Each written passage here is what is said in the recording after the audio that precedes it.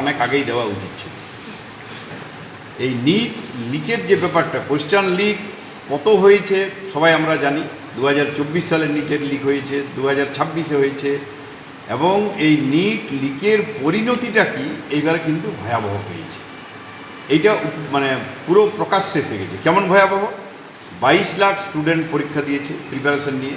সেই 22 লক্ষ স্টুডেন্ট থেকে কিভাবে টাকা আদায় করা হয় আমাদের রাহুল গান্ধীজি সেটা ভালোভাবে প্রমাণ করে দেখিয়ে দিয়েছেন। 1, 2 হচ্ছে এই লিক হওয়ার ফলে 20টা তরতাজা মানে বাচ্চা ছেলে যারা ডাক্তার হওয়ার আশায় ভালো পরীক্ষা দিয়েছিল, তারা যখন যেগুলো লিক হয়ে গেল, তাহলে এর পরের পরীক্ষাটা আমি সেই মতো দিতে পারবো কি না, এই চিন্তায়, এই টেনশনে 20 জন সুইসাইড করেছে। এর থেকে আর মারাত্মক জিনিস কি আছে? এর আগে এই ধরনের ঘটনা ঘটেনি। তাহলে এত বড় একটা ঘটনা ঘটার পরও কিভাবে ধর্মেন্দ্র প্রধানজি এই চেয়ারটা আঁকড়ে বসে থেকেছিলেন, এটা চিন্তার বাইরে।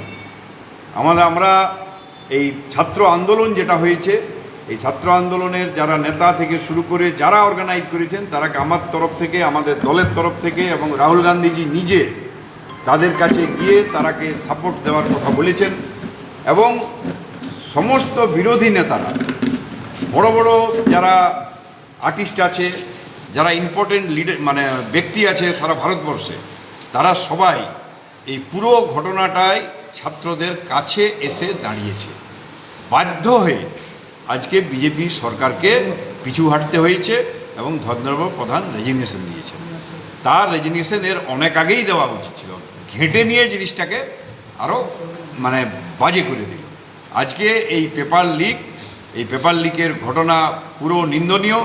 আমাদের তরফ থেকে দাবি আছে, যারা যারা এটাতে জড়িত তারাকে যেমন সঠিক শাস্তি দেওয়া হবে, তেমনি আগামী দিনে এই পেপার লিক না হওয়ার যত রকমের আইনগত যত রকম সিস্টেম আছে, অ্যাডমিনিস্ট্রেটিভ সিস্টেম আছে, সেগুলো যেন প্রয়োগ করা হয়, সরকার সেগুলো যেন করে।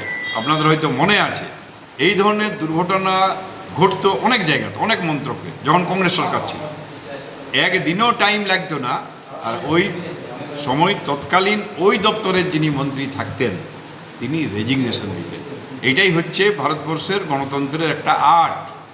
আর আজকে এই আর্টটাকে আপনারা অনেকের হয়তো মনে আছে, একবার রাজনাথ সিংজি বলেছিলেন যে ইউপিএরা রেজিগনেশন দিতে পারে, এনডিএ সরকারের রেজিগনেশন কথাটা ডিকশনারিতে লেখা নেই। সুতরাং আমাদের কিন্তু সেই ডিকশনারিতে যে লেখা নেই বা যেটাই আছে, আজকে প্রবল চাপে, ভারতবর্ষের প্রতিটা মানুষের চাপে, সাধারণ মানুষের চাপে, এমনকি যারা পুলিশ তারা পর্যন্ত ভেতরে ভেতরে এর বিরুদ্ধে ছিল, ছাত্রদের সাপোর্টে ছিল। আজকে এই চাপে নথি স্বীকার করে যে রেজিগনেশন দিয়েছেন, একটা পরিস্থিতি আবার স্বাভাবিক হোক। আমরা চাইব আগামী দিনে এই ধরনের পরিস্থিতি যেন না হয়। সকলকে আমার অভিনন্দন, ধন্যবাদ, যারা এই আন্দোলনে যে যেমনভাবে পেরেছেন এই ছাত্রছাত্রীরাকে সাপোর্ট করেছে তার জন্য।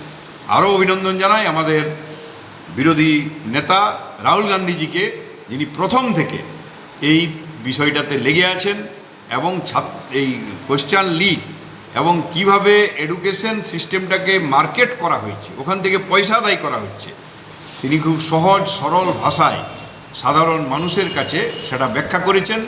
এবং আগামী দিনে এই ব্যাখ্যাটা আরও জোরালো করার জন্যে ছাত্র কি গুঞ্জ এই ধরনের একটা সভা তিনি ডেকেছেন, যেন ভবিষ্যতে এই ধরনের ঘটনা যেমন একদিকে ঘটবে না, তেমনি যে ছাত্রছাত্রীরা তো পয়সা খরচ করে পড়াশোনা করে বিভিন্নভাবে বিভিন্ন জায়গায় যাওয়ার চেষ্টা করছে, তারা তাদের যে বেকারত্বের জ্বালা, এডুকেশনের সিস্টেম কলাপস, কোথাও কোনো চাকরি বাকরি নেই, এই গোটা বিষয়টা সঠিকভাবে তুলে ধরার চেষ্টা করা হবে। এবং পুরো জিনিসটাকে তিনি খলনঞ্চে পাল্টানোর কথা বলেছেন। সুতরাং এই যে একটা রিভলিউশন করার কথা তিনি বলেছেন, তার দিকে নজর রেখে আমাদের সবাইকে আগাতে হবে এবং আশা করি সরকারও এই রাহুল গান্ধীজির কথা শুনে সেটাকে সংশোধন করার চেষ্টা করবে।